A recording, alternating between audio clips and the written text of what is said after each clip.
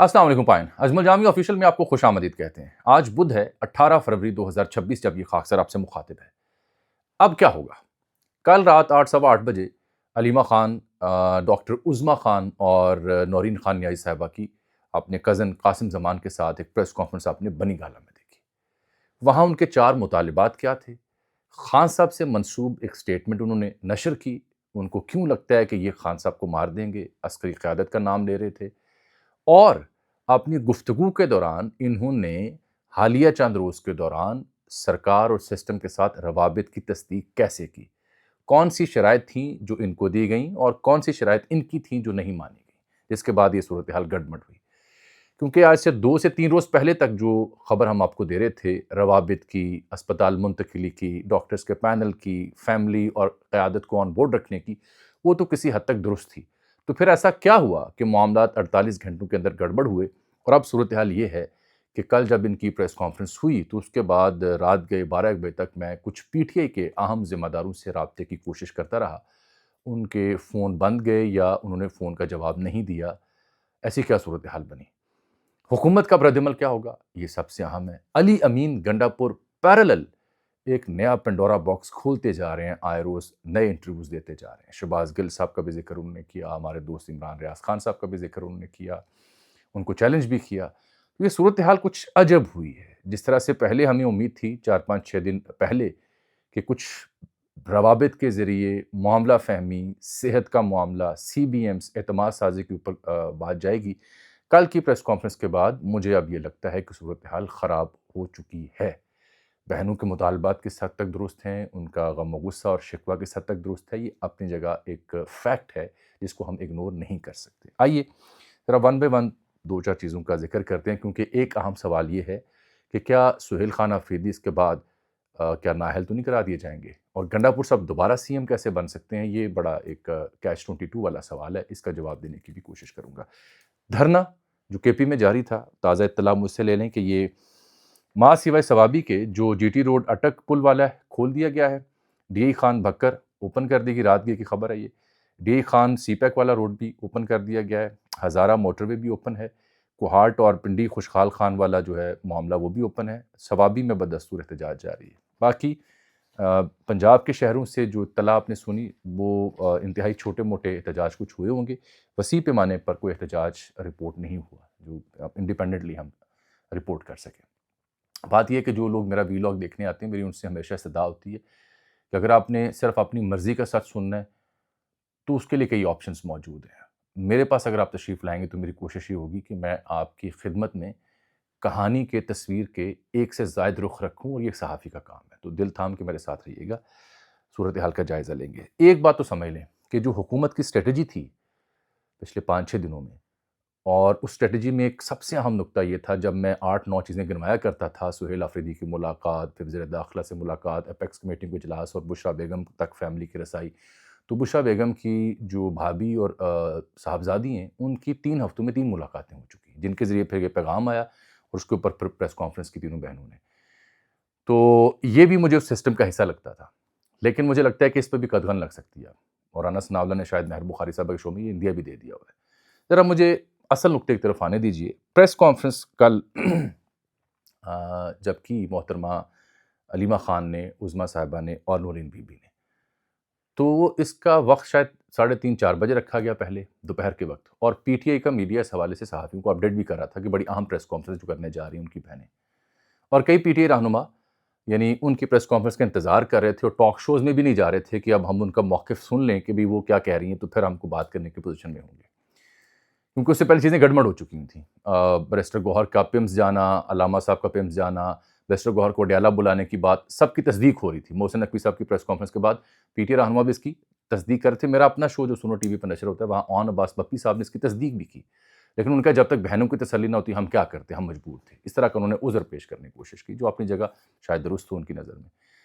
ये press conference जो 4 बजे होनी थी, इसका वक़्त 2-3 दफ़ा तब्दील किया गया और ये 4 बजे की बजाय ये प्रेस कॉन्फ्रेंस होती है को 8 सवा 8 बजे शाम के वक़्त, मंगल का दिन था ये।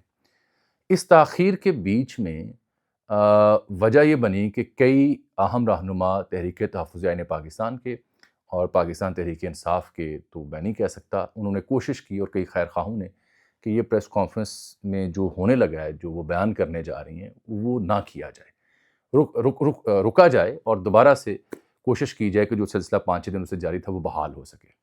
یہی وجہ کہ ایک جگہ کل گنڈا پور صاحب نے، بلکہ محمد مالک صاحب کا شو تھا، وہاں انہوں نے ایک بات کی تھی، وہ میں آپ کو سنا دیتا ہوں، اور اس پہ آپ کو رد عمل کیا وہ آپ کی اپنی مرضی ہے۔ وہ کہتے ہیں گنڈا پور صاحب نے کہا مالک صاحب کے پروگرام میں کہ میں نے ہاتھ جوڑے تینوں بہنوں کے آگے، شیخ وقاص اکرم اس کے گواہ ہیں، عمر ایوب، شبلی فراز، حامد رضا اس کے گواہ ہیں، اور میں نے ہاتھ جوڑے ان کے سامنے کہ واسطہ خدا کا، اللہ رسول کا، عمران خان صاحب کو باہر آنے دیں، ہماری کوششوں کے نتیجے میں وہ باہر آئیں گے تو معاملہ ٹھیک کر دیں گے، اور یہاں جیل میں خان صاحب کو ہمیشہ غلط بات دی گئی۔ جب ہم ڈی چوک پہنچے تھے اینڈ پہ 15 لوگ تھے اور سنجانی رکنے کا آرڈر تھا، لیکن پھر بشرا بیگم ان کے بقول نام لیے بغیر انہوں نے کہا انہوں نے آگے جانے کی بات کی، اور بیرسٹر گوہر جیل میں مل کے آئے تھے اس دن عمران خان صاحب سے بقول علی امین گنڈا پور کے، تو انہوں نے کہا یہ بات نہیں مانی، اور 90% معاملات بن چکے تھے، اور مذاکرات جو تب ہو رہے تھے وہ عمران خان کی شرائط پر ہی حکومت کے ساتھ مذاکرات ہوتی ہے۔ پہلی دفعہ گنڈا پور صاحب نے اسٹیٹمنٹ دی، تو میں نے ان کے آگے ہاتھ جوڑے تھے۔ یہ گنڈا پور صاحب کا شکوہ ہے، کھل کے عمران خان صاحب کی بہنوں کی جو پالیسی ہے اس سے اختلاف کر رہے ہیں، اور بار بار جو انٹرویوز بھی دے رہے ہیں اس سے مجھے لگتا ہے کہ شاید وہ دوبارہ سی ایم نہ کہیں بن جائیں۔ اس کی کہانی میں بعد میں بیان کرتا ہوں، فی الحال ان چاروں بہنوں کا مدعا زیادہ اہم ہے۔ شہباز گل، عمران ریاض کی بات میں بعد میں کرتا ہوں آپ سے۔ یہ بھی انہوں نے کہا گنڈا پور صاحب نے کہ یہی وجہ ہے کہ اڈیالہ کے بعد جب بھی پھر علیمہ خان صاحبہ نے دھرنا دیا تو لوگ نہیں آئے، 10 دفعہ انہوں نے دھرنا دیا تو اس سے کیا نکلا ہے، تو ہمیں عمران کو باہر نکالنا ہے، باقی معاملات بعد میں دیکھ لیں گے۔ انہوں نے تینوں چاروں خواتین نے بہرحال وہ پریس کانفرنس کی، جو ان کی بہنیں ہیں، انہوں نے 2 باتوں کی تصدیق کی ہے، دیکھیے وہ دھیان سے سنیے گا، رائے آپ اپنی بات میں قائم کیجیے گا۔ یہ عظمیٰ اپنا علیمہ خان صاحبہ کے الفاظ ہیں، کوٹ اینڈ کوٹ کلپ پڑا ہوا سن لیں۔ انہوں نے کہا جی کہ ایک تو انہوں نے کہا کہ رابطہ ہوا، محسن نقوی صاحب کا ذکر بھی کہیں سری لنکا جانے سے پہلے انہوں نے کیا وعدہ کیا تھا۔ انہوں نے کہا جی پہلے ڈاکٹرز کی بات ہوئی تو ہم نے عاصم یوسف اور ڈاکٹر فیصل کا نام لیا، اس پہ انکار ہوا، اور ساتھ ہم نے ڈاکٹر عظمیٰ کا نام لیا، فیملی سے یہ اور ہمارے ڈاکٹرز یہ پینل کا حصہ بنے۔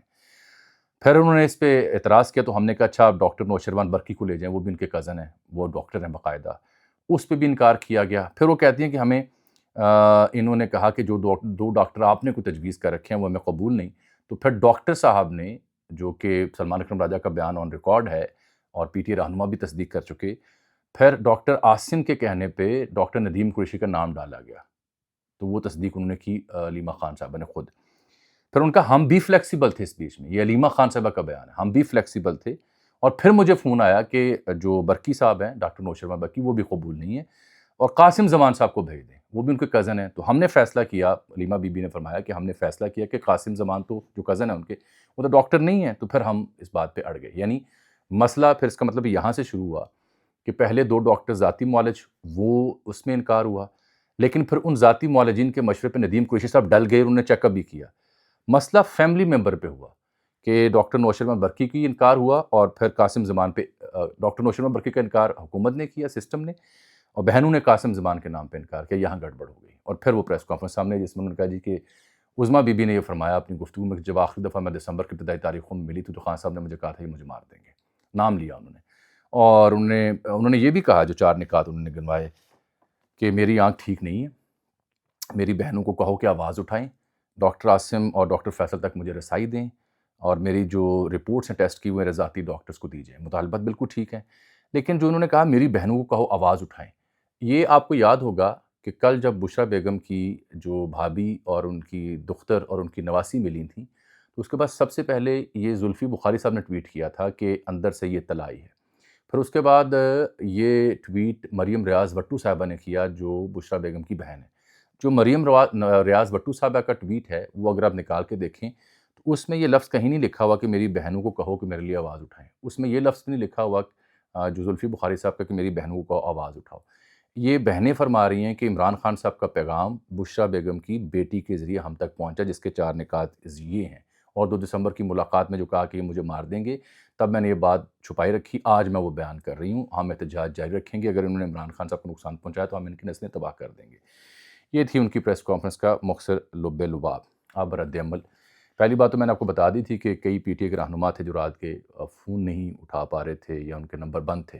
ظاہری بات ہے اس قدر دھانسو پریس کانفرنس کے بعد جو موجودہ قیادت ہے وہ تو کیا رد عمل دیتی یا کیا وہ فون اٹھاتی، لیکن رد عمل یہ ہے اب اس کا کہ میری اطلاع تھی کہ یہ جو 5-6 دنوں سے روابط جاری تھے، اس کے نتیجے میں خان صاحب کو ہسپتال منتقل کرنا تھا چند ہفتوں کے لیے، 3 ہفتے کہہ لیں، 2 کہہ لیں، 4 یا 5۔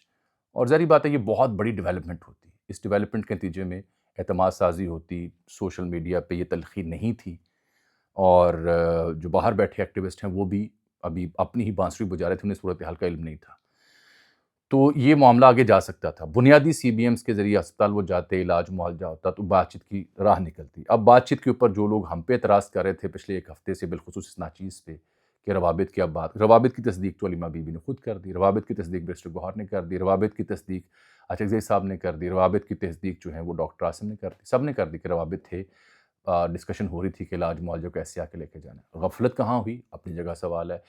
فیملی کو ملنے کا حق ہے، بالکل حق ہے۔ مرضی کے ڈاکٹر ملنے چاہیے، بالکل ملنے چاہیے۔ میں اس کے اوپر کوئی رائے نہیں اور دے رہا، بات سوائے اس کے کہ بالکل ٹھیک بات ہے، یہ ٹھیک مطالبات ہے۔ میں جائزہ لینے کی کوشش کر رہا ہوں آپ کی خدمت میں، تاکہ آپ کو تصویر کے دونوں رخ مل سکیں۔ اب جب کہ یہ سب طے ہونے جا رہا تھا تو اب ہوا کیا؟ اب اس سب کے بعد اسپتال منتقل کرنے کی بجائے اب تو رانا ثناءاللہ صاحب کہہ رہے ہیں کہ جیل احاطے میں ہم علاج کریں گے۔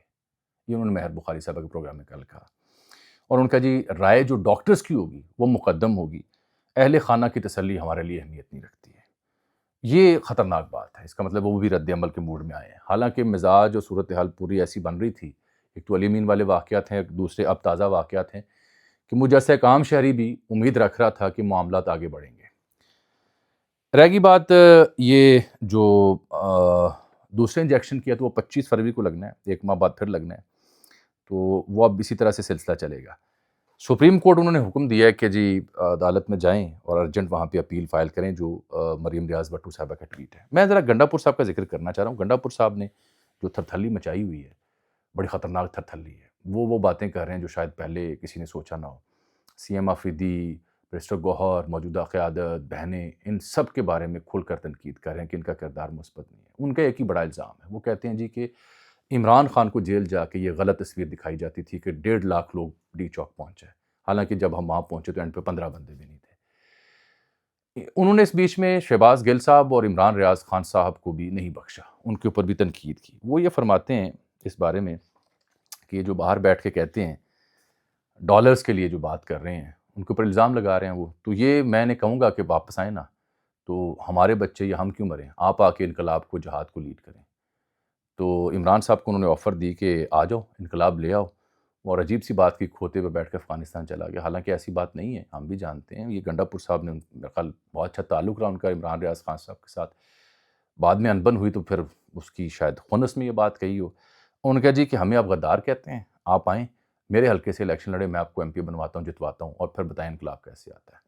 یہ انہوں نے گنڈا پور صاحب نے ان دونوں کو سنائی ہے۔ میرا مسئلہ بڑا سادہ سا ہے ساری صورتحال میں، اور وہ مسئلہ اتنا سا ہے کہ جو حکومت کا پلان آف ایکشن تھا نا پچھلے 6-7 دنوں کے اندر، رابطہ کاری کے ذریعے بشریٰ بیگم کے اہل خانہ کو ایکسیس دینے کے ذریعے، مجھے لگتا ہے کہ وہ حکمت عملی کامیاب نہیں ہوئی، کیونکہ بدلے میں ٹویٹ آ گیا، بہنوں کی پریس کانفرنس آ گئی، جس چیز سے بچ رہے تھے وہی کام ہو گیا۔ اس کا ایک ہی علاج ہے، ایک ہی طریقہ ہے، سادہ، بہت سادہ سا، وہ یہ ہے کہ میں نے کئی حکومتی وزراء سے آن ریکارڈ پوچھا کہ صاحب آپ نے ان کی ڈاکٹروں کے مشورے سے ڈاکٹر ندیم قریشی ڈال لیا بیچ میں، تو حرج یہ کیا کہ فیصل سلطان یا عاصم صاحب کو بھیج دیں ملنے، اور ان دونوں ڈاکٹرز کے ہاں میں نے دیکھا ہے ماضی میں بھی جب مل کے ہیں تو انہوں نے کوئی سیاسی بات نہیں کی ہوئی آن ریکارڈ، جو مجھے ابھی تک یادداشت میں ہے۔ ملنے دیں، آپ کو یہ ہے کہ سیاسی بات کوئی نہ کرے تو نہیں کرتے، وہ پہلے بھی نہیں کرتے۔ ابھی حالیہ دنوں جو شوکت خانم کی ویب سائٹ پہ اور ٹویٹر ہینڈل پہ ان کا پیغام ہے، اس میں بھی صحت کی بات کر رہے تھے وہ، تو ان کو ملا دیں۔ میرا خیال ہے ان کو ملانے سے کافی تسلی اور تشفی ہو سکتی ہے۔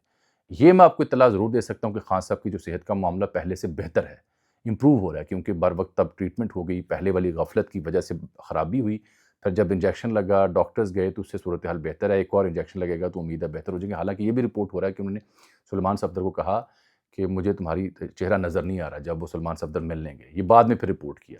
لیکن میرا سوال یہ ہے کہ سلمان صفدر صاحب نے یہ جملہ اپنی رپورٹ میں کیوں نہیں لکھا جو سپریم کورٹ میں جمع کروائی؟ اگر خان صاحب نے یہ کہا کہ میں تمہیں دیکھ نہیں پا رہا تو یہ جملہ انہیں لکھنا چاہیے تھا، بعد میں انہیں کیوں یاد آیا؟ اور پی ٹی آئی کی قیادت کیوں تذبذب کا شکار رہی 2-4 دنوں کے اندر؟ اور کیا پی ٹی آئی کی قیادت علیمہ بی بی، عظمیٰ اور دیگر کی کہی ہوئی باتوں کا پہرا دے گی کل جب صبح ہوگی، جب ہم آپ سے مخاطب ہیں تو ظاہری بات ہے دوپہر میں، شام میں، ٹاک شوز میں وہ اس کا پہرا دے سکیں گے؟ یہ سب سے اہم سوال ہے۔ کیونکہ ان کے اندر تو یہ رائے پائی جا رہی تھی کہ جو روابط ہو رہے ہیں وہ آگے بڑھیں، خان صاحب ہاسپٹل جائیں، علاج ہو اور تھوڑا سا جو اعتماد ہے وہ بڑھے۔ اب مجھے لگتا ہے کہ بات جو ہے نا پوائنٹ آف نو ریٹرن تو میں نہیں کہوں گا، بیک ٹو اسکوائر ون کہوں گا میں، بیک ٹو اسکوائر ون پہ آ کے صورتحال کھڑی ہو گئی ہے۔ اگر رمضان شریف بھی آ رہا ہے، دلچسپ بھی اور پریشان کن صورتحال ہے یہاں پہ، اس امید و دعا کے ساتھ کہ یہ فضا تھوڑی بہتر ہو۔ اجازت دیجیے۔